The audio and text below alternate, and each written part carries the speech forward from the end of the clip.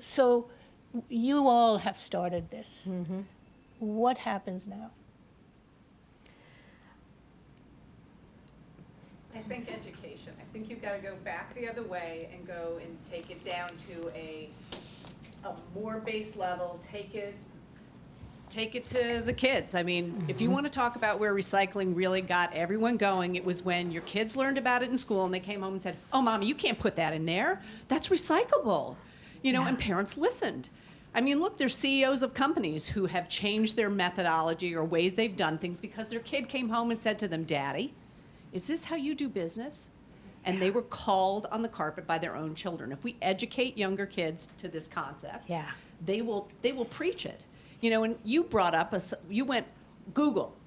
Every kid knows Google, but nobody knows all of our acronyms and other things. You know, there's like I don't know if there's a catchphrase. It's like, you know, Coca-Cola, Google, you know, what, any one of those things. If there was something, but kids will do that. And then they'll go into college and they'll be like, I have to expand upon this, research it more, look for more new materials, cleaner materials. I'll only use clean materials. Our dorms in this country are much healthier now because the kids that were the consumer going to those schools said, I'm not going to that school. I don't care if it's Harvard. Look at their dorms. They're horrible, you know? So they changed. And same with the companies, right? When Bank of America put up this platinum building, the kids who were getting recruited out of school said, do I get to work in that building? Exactly. You know, so the millennials are. Because they have. Yeah, and I think to your point, it's really interesting when I talk to a lot of people who are hiring the new generation coming into the office, and so I always ask, well, what do they ask? And the two things, what are your standards on social responsibility, and what are your standards on the environment? And they come in wanting that to happen in the workplace where they want to work. Of course, they're going to leave in a year because they want to be president next year.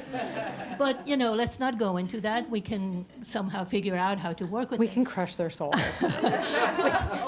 We don't, no, but I think there's something really interesting going on right now. But again, they're not yet in that decision-making position where things can actually happen and put in place. So again, my question is, education, you're right, but that's a long-term process and it's happening. I think still when you think about architecture schools and how they embrace human-centered, earth-centered design, it's not as frequent as you like to think.